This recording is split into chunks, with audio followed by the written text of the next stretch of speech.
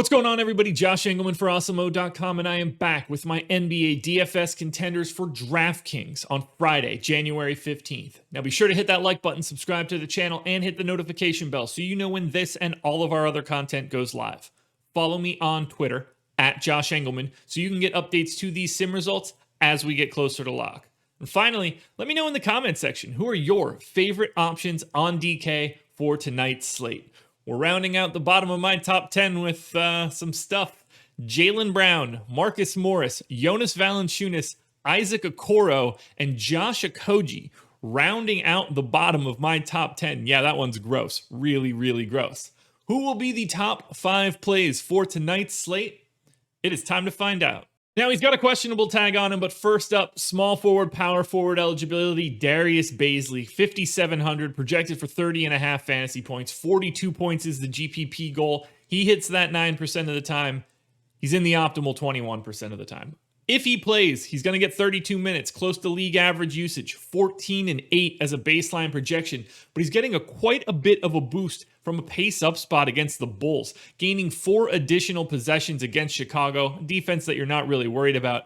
BAZLEY's normally a 0.85 fantasy point per minute guy, but because of that boost, because of the defense, I think he's more of like a 0.95 guy.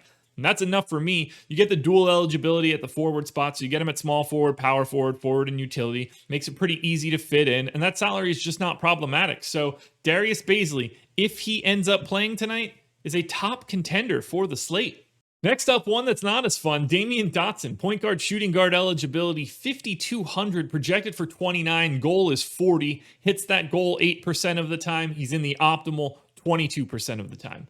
Playing the full amount. 36 minutes is the most that I can really give him. Projected for 20% usage. He's like a 0.8 fantasy point per minute guy. Projected for 16, 4, and 3. It's not exciting. And against the Knicks, it's really not a fun spot to be rostering someone like DAMYEAN at this rate. But because of the positional ability, because of the positional scarcity, and really because of the construction of this slate, 5,200 for 36 minutes of DAMYEAN is a really nice value. It's really hard to find on anybody that is like, someone you want to roster with excitement.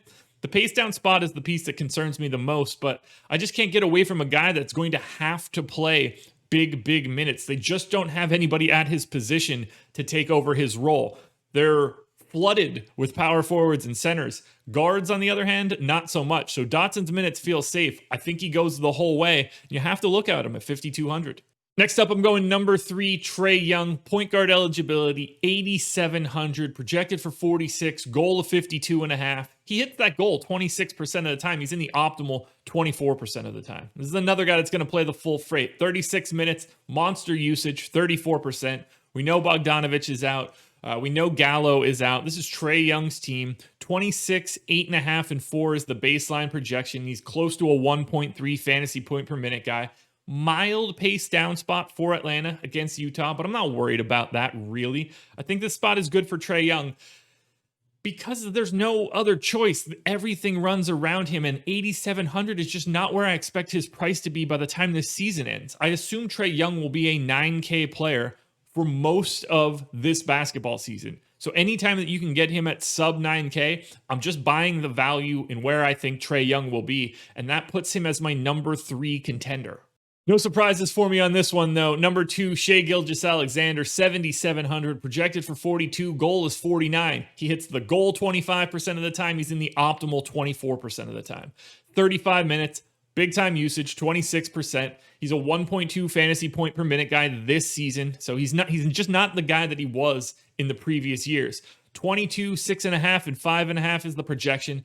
Big time pace up spot for Oklahoma City. They gain 4 possessions over their average. That's a lot. We're talking about another basically 2 fantasy points for SHAI GILGEOUS-ALEXANDER. That's why he's showing up at the number 2 spot. This is a fantastic matchup for someone that is like basically taking over the entire team. That 26% usage looks really good in a pace up spot. So I've got my eye on SHAI, and 7,700 is not a price that's going to keep me away. Now, before we get to the number 1 contender, one last reminder. Hit the thumbs up, subscribe to the channel, hit the notification bell, but the biggie, follow me on Twitter, at Josh Engleman. You can't get these updates anywhere else. I mean, you could ask me in our premium Slack. You should go sign up, awesemo.com/join, by the way. But I'll be posting them to my Twitter, at Josh Engleman. That's the place to find the updates as we get closer to lock. And finally, my number one contender, if he plays, he is questionable, so all heck will break loose. Yeah, I said it. It will break loose if Eric Bledsoe ends up out. We'll be going right back to Nickeil Alexander-Walker. But if Bledsoe plays, he's going to be the starting point guard for a team whose starting point guard isn't really there. Point guard, shooting guard eligibility, 5,700, projected for 33, goal of 42. Hits the goal 11% of the time. In the optimal, 27% of the time. That's more than anybody else on the slate. Usage bump, 23% usage for the game. But here's the deal. I'm projecting him neutrally. He's a 1 fantasy point per minute guy normally, and that's exactly where I have him. Projected him for basically 16, 6, and 4.5. It's a neutral pace matchup. He's just too cheap for the minutes he's going to play. 5,700 is not the price that Eric Bledsoe would be if Lonzo Ball is just out regularly. He would be 63, 6,400. So buy the value right now. He's the perfect play, whether you're going stars and scrubs or balance. 5,700 is not a problematic price. He fits in any lineup construction you need.